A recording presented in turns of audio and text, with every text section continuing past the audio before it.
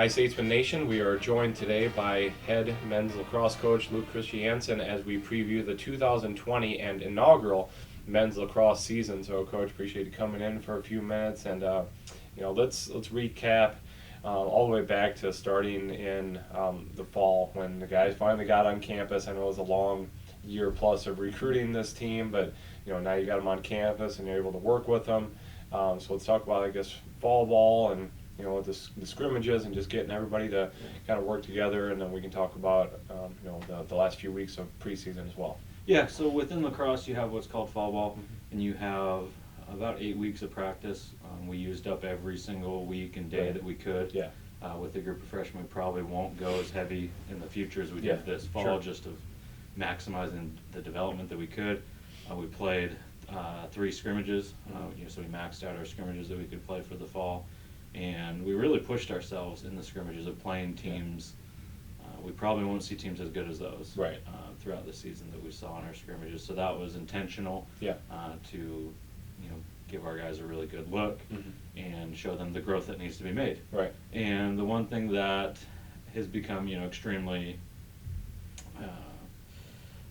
relevant or extremely evident is that we are the youngest team in the country. Sure. We're younger than all the other startups. That's not saying that we're not more talented than a lot of those teams, but we are the youngest. There's not a single player on our team, especially starting this year, who's ever played a single play of college lacrosse. Yeah. So that's something where we saw like that you can't shortchange that experience. You can't bypass that experience. And so that's something where it was extremely important to get in those scrimmages, to have ample practice and being in the weight room. And so we've seen a lot of growth, from the fall. We've seen a lot of growth to now of where they've grown up, and they're still freshmen, but we're things are starting to click there. Yeah. And it was fun. It was a great fall. Yeah. Fast forward a couple months there, going into now the spring. Not spring yet, but the preseason. Final weeks before this weekend's first game, but how much were you guys able to add on to in these past few weeks of preseason that after maybe they had a little bit of time off, and quickly freshmen are going to quickly mature, and it's gonna, they're going to hopefully figure it out, and those few weeks of may have been really beneficial. Yeah, and so the one thing that I've seen over the years with my coaching is my fall ball approach is very developmental. We're not focusing on a lot of scheme, or X's and O's. It's more of the basis of what we want to do. So sometimes that can lead to, the results aren't coming quite through as quickly on the field. But now that we've started to tighten things up there, in these last 2 weeks, we've started to see a lot of growth of things coming together, and we've really been able to tighten up the screws over the last few weeks, and we're about as ready as we're ever going to be. Yeah, exactly, right. With having the young team that you do, obviously leadership might be a bit of a problem, getting some kids that just aren't quite ready to step into that role right away. But talk about some individuals that maybe did, or maybe it didn't, but you're starting to see that it is coming along. Yeah, so that's something that's still going to be in process. Yeah. Of that leadership. It can't be faked. You can't speed that up. It's got to come naturally. And we have had guys step up and do a good job in practicing, and now we're going to see guys have to step up in games. And so that's that next process of the maturation, and that's just to be determined of whose it's going to be. We have an idea of who we think it might be, but ultimately somebody's got to do it. Exactly. And we can't hold their hand entirely through that. Yeah. And that's going to be a big part of where our success this year is if guys can step up and mature and be leaders. Because right now there are times when everybody's looking for who's that senior, and it's not there. But there's a couple of guys who've done a really good job of that. We have what we call our leadership council, which is our guys who did the best in the classroom and were doing things right on the field as well. And that's been really big moving forward of helping us to have more pure accountability as a program. So that's something that we really like, and those guys are doing a really good job of that. Definitely. Talk about I was going to say something about, I don't remember where I was going with this, the scrimmages. other things that possibly you learned. No, I know what I was going to ask you now. Never mind. Talk about the philosophy of this team. I know coming in, I mean, everybody's like, well, this is what I want to do, but it doesn't mean that you have the manpower or the resources to actually do that. But talk about maybe the strengths of this team and where they're going to lead you to the most success. Yeah, so as a team overall, like I said, we're very young. We have enough talent over the field that we can potentially win every game that we're in, but we've got enough inexperience that we can lose every game. Right, exactly. With that said, some of the strengths are we are going to be a good offensive team. We're going to be able to score, and that's a good thing as a young team. Yeah. It's almost better to be able to be a strong offensive team and be able to score. That they have the confidence that they're willing to. And there still needs to be some confidence there, and as we develop as a program, we want to be an aggressive, fast-paced style of team. Right. And that's not just offensively, that's defensively, that's in the transition. We want to be aggressive and be opportunistic in everything that we do. Yeah. So we're going to push that. We're going to try to do that as much as we can this year. We'd like to lead the league in shooting. But ultimately, too, like you have to have a strong foundation to be able to do that. If we're not clearing the ball, if we're not able to change it from defensive to offensive possessions, we're not going to shoot it. Exactly. And those are always struggles as a young team. So we need as we grow, have a solid foundation that we're able to do those things, so that then our strength of being a team where we've got a lot of firepower that can shine through. Because so far, in our scrimmages, you've had moments of that. We had one quarter where if we can put that together, we can play with anybody in our league. That said, a bunch of freshmen, that's a different story. Putting together 4 quarters of that. Right. So that's the biggest thing that we're looking for is consistency as we grow. So that's kind of the big buzzword of consistency. If we can consistently compete and execute, then we'll grow and we'll have opportunities to be in every game we play. Yeah, definitely. All right, let's break it down by position. If you want to start from the top with attackers, or if you want to start with the goalkeepers, however you want to go. Yeah, so we'll start with goalie. Eric Garrigan starting in goal. We brought in quite a few goalies, but ultimately there been some career-ending injuries with some concussions, and so Eric kind of had to rise to the top, and he's risen to the occasion, and he should be one of the best goalies in the conference. I was going to say, obviously, he's getting the respect from people that he's never played yet at the collegiate level, already being an all KCAC preseason team member. So that's a result of he had been recruited by some of the other coaches, so they know what his talent level is, and then also there's that opportunity because all of the majority of the stronger goalies in the conference had graduated, so there's kind of that vacuum to fill. Sure. He's got some growth to do in certain elements. But he's a hard-working kid, and he stops the ball. There you go. So there's some areas to clean up, but he's growing a lot. Defensively, defense is where we are the thinnest as a roster, both as far as some of our guys who are going to have to sit out this year. So we've had to make some position changes of guys moving from other positions to defense, and those guys are doing an awesome job. They've stepped up, they've embraced it. And our defense, it's not going to be lockdown, lights out this year. And that's my background, so that's what I want it to be. But it's going to be really strong. It's going to be one of the better defenses within the conference. As our guys start to increase their IQ, we intentionally moved guys who are athletic and can work within the defense. And so now it's just developing that IQ as we grow. So as long as we can keep our defense healthy, it will be one of the better ones. It'll be a sound, solid defense.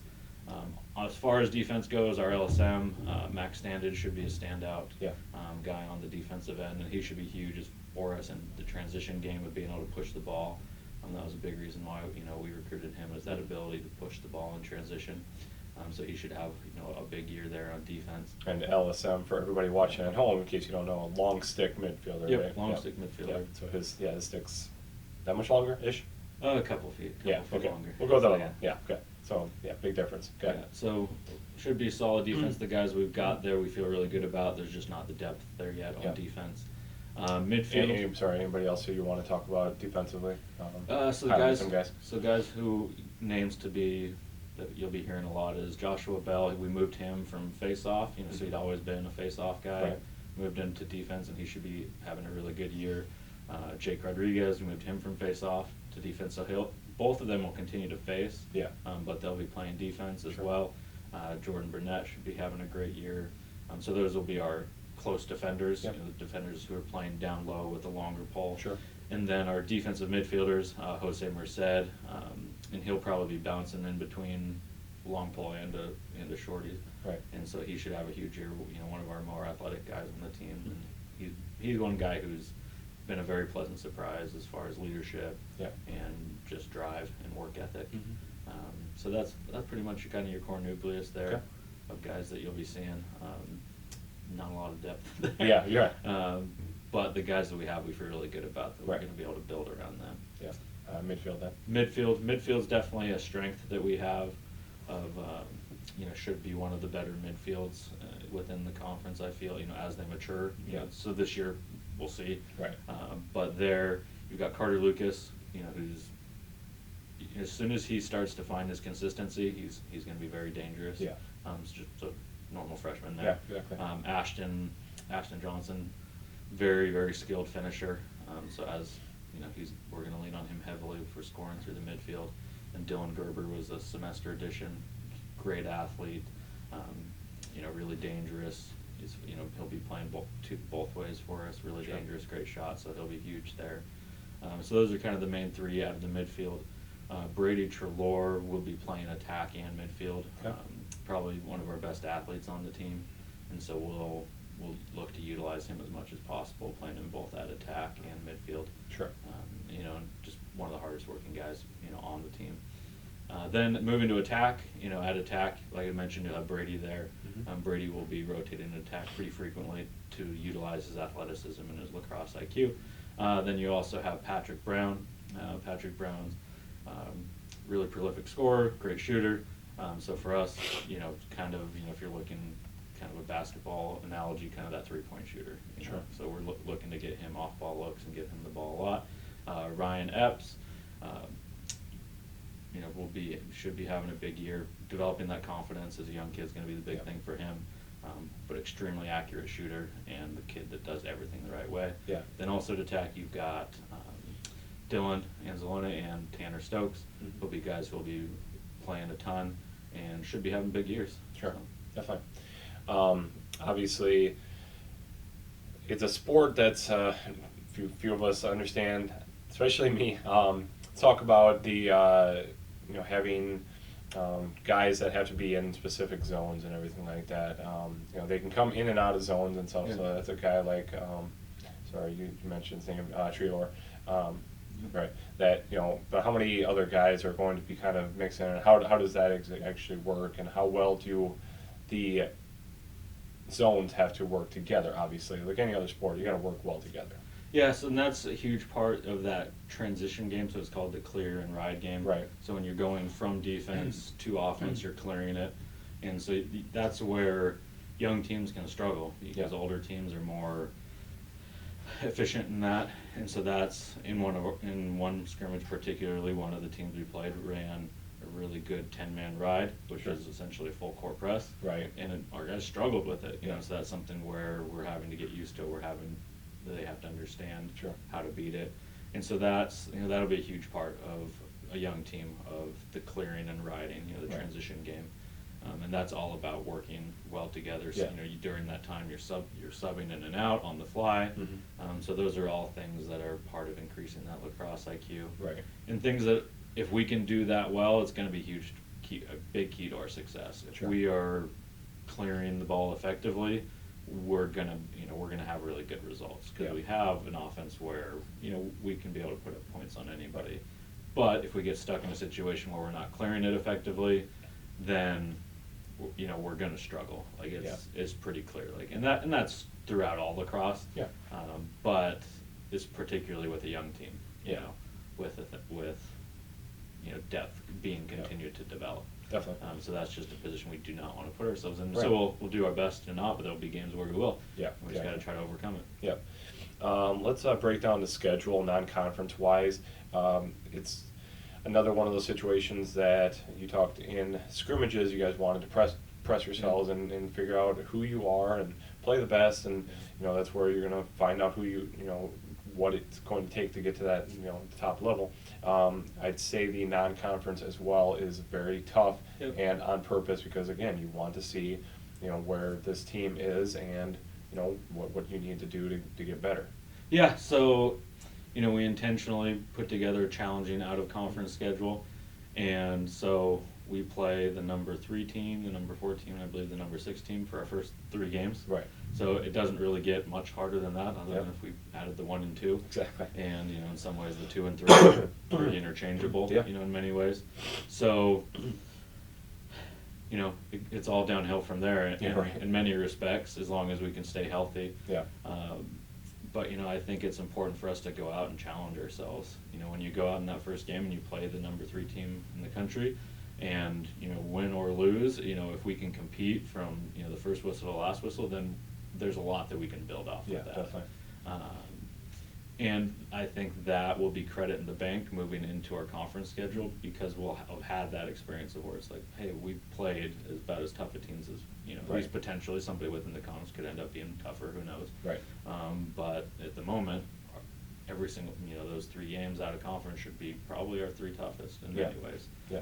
So if we can grow through those, develop, maybe even get pull something out somewhere, Right. then it's going to be huge momentum for us going into conference. Yeah, definitely. Talk about the first month being on the road, and you guys are going to be road warriors, and it's you're going to learn a lot about the team that way as well. Getting the hotel nights and just being on the bus and all that stuff. How important, especially again having a all freshman team, basically that these guys have to figure out how to coexist and everything, and how much that's going to be kind of integral to growing the program. Yeah, and it's already a really tight-knit group. I think, being all freshmen, all coming in, kind of naturally led it to be an extremely tight-knit group.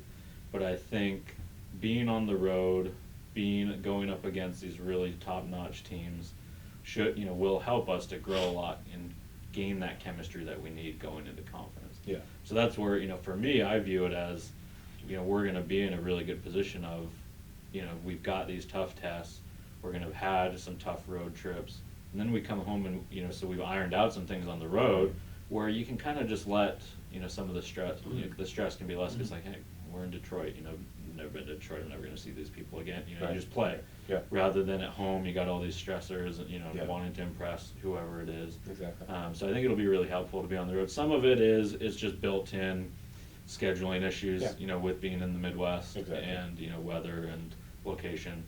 So some of those things will never be completely, Right. we're never going to play a ton of games at home in February. Exactly. But, I think I'm really excited about it, because we get on the road, guys get to grow, our chemistry should really increase during these times. And that's going to be a big part, too, of as a young team, they have to learn to embrace some of the obstacles, some of the trials to build that chemistry. And that can be hard sometimes as a young team, because you think, hey, I'm going to come in right away and we're going to take the world by storm. Yeah. And there might be some games where you do that, but you're also going to have some teams you lose to that you're not supposed to, or whatever it may be. And so learning to gain that chemistry, understand it's one game at a time. Sure. Being able to bounce back will be huge, I think. Definitely. Conference-wise, you guys are picked right in the middle of the pack, considering it's a first-year program. That says a lot about the respect that the other coaches are giving you and your program. I guess speak to who the top of the conference is, and where you think William Penn can fit in. Obviously it's a consistency matter. Depends on how consistent we are to where we're going to fall in. But no, as far as where we could be, it could be anywhere from the bottom few to the top few. Yeah. Like, it's really going to be consistency and health this year. Mm-hmm. I feel really good about where we're going to be moving forward. That we should be the dominant team moving forward after in the years to come. Yeah. And part of that is because the conference, there's a lot of parity within the conference, Sure. and from top to bottom, it's pretty good. You don't have any powerhouses, and the conference is growing in the fact that there shouldn't be too many easy games anymore. Whereas in the past, there was some that were penciled in, or Right. penciled in or penned in wins. Yeah. So really, really anywhere in that middle of that conference. And our goal is to get to the conference tournament and go from there. Hopefully we can win a game in the conference tournament, but the goal is to get there, get to the conference tournament, so you get that experience of playing a postseason game. That should be huge for our team. As far as kind of who are the top, Benedictine won it last year, so they should obviously, and they returned most of their guys. They had a few key losses. Missouri Valley came in second, I believe, last year, and they had won it the previous 3 or 4 years. All of the years the conference had been in existence, they'd won it. So they should continue to be strong. I don't see them dipping off too much. And Columbia College should also be really strong as well. And then you've also got schools that St. Ambrose should be tough. Ottawa's always a really tough team. Missouri Baptist, I think. Missouri Baptist is one of the oldest teams, NAI teams, and has one of the most experienced coaches, so that they should be really tough. They just beat a D2 team, in the scrimmage, so they should be strong as well. So there's really going to be no off games for the most part. As a young team, there's games where we will be the more talented team clearly, but as a young team that doesn't that doesn't necessarily mean anything. We're not to the point yet where you can just roll out of bed or roll off the bus and hey, we got enough depth and experience and talent that we're going to win it regardless. So that's where this year's interesting as a coach. Exactly. All right, finally, obviously the key word is going to be consistency all year, and that's going to be the key to success, but other things that are going to help you guys that you need to achieve or want to achieve to have it be a successful year. So like I said, get into the postseason tournament within conference. That will be a key goal for us. A goal that we've set for the team is we want to beat a ranked opponent. We have a lot of ranked opponents on the schedule. I think there's 6 or 7 on the schedule, and we want to beat one. Whether that comes to fruition or not, we'll see. But if our goal is, hey, show that we can compete with the top teams, show that we've got the talent. We might not be able to maintain that consistency throughout the season, but that's, for me, is kind of the watermark. And it might not come to fruition this year, but it's something where I feel it is attainable, and if we can get that, it'll be a huge momentum builder for the team. Definitely. All right, Coach, best of luck this year in the inaugural season of men's lacrosse here at William Penn University. You guys start, again, on the road pretty much for about a month, just shy of a month. First home game, March 21st against Clark. But this Saturday, the era begins of men's lacrosse, Lawrence Tech up in Michigan, one of those several ranked teams. So should be a good battle, and all the links will be on statesmanathletics.com. Best of luck, Coach, and we'll keep tabs on you. Thank you. All right, thanks.